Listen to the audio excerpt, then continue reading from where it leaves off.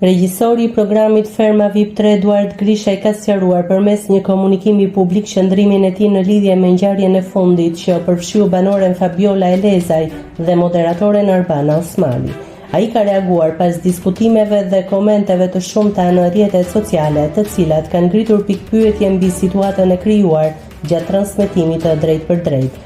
Përmes një deklarate të shpërndarë në platforma digjitale, Grisha ka mohuar kategorikisht aludimet për ndonjë lidhje familjare apo favorizim ndaj pjesëmarrëses, duke theksuar se përzgjedhja e saj në garë është bërë mbi bazën e kritereve profesionale dhe procesin standard të audicioneve. Ai shtoi gjithashtu se reagimi i konkurrentes gjatë emisionit ka qenë pasojë e presionit emocional dhe situatës së tensionuar në ambientet e fermës.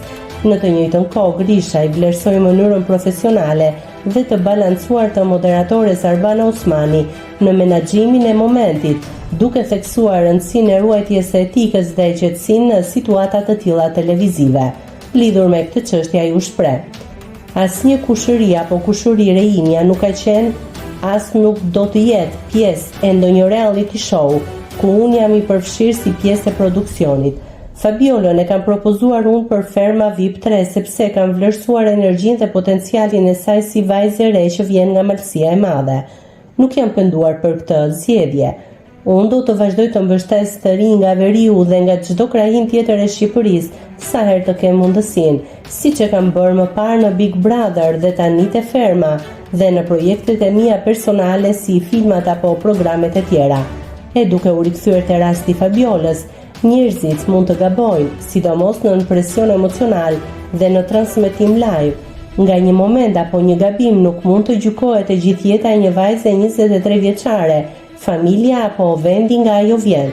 Përsa i përket reagimit të prezantueses në studio Arbana, ajo është njerëzore me çdo njeri, në çdo situatë dhe mendoj që ai reagim ka ndryshuar qasjen e prezantimit dhe të gazetarisë në vendin tonë, dhe kjo duhet të shërbej si shkollë edhe brezave të rinj që duan ta vazhdojnë këtë zanat. Faleminderit të gjithëve që na ndiqni dhe na mbështesni. Ne do të vazhdojmë të japim maksimumin ton me të mirat dhe gabimet tona. Nëse klikoni mbi butonin subscribe, do t'ju shfaqen të gjitha publikimet tona. Ju ftoj t'i bëni subscribe kanalit, të pëlqeni videot dhe të lini komentin tuaj.